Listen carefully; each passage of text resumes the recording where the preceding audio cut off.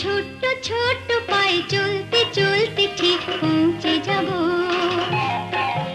এই ছোট্ট ছোট্ট পায়ে চলতে চলতে ঠিক পৌঁছে যাব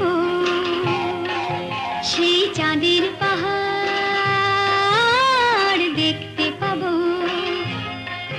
সেই চাঁদের পাহাড় মাথায় যাহার রামধনু রঙ হয় দেখতে পাবো। ঠিক পৌঁছে যাব এই ছোট্ট ছোট্ট পায়ে চলতে চলতে ঠিক পৌঁছে যাব।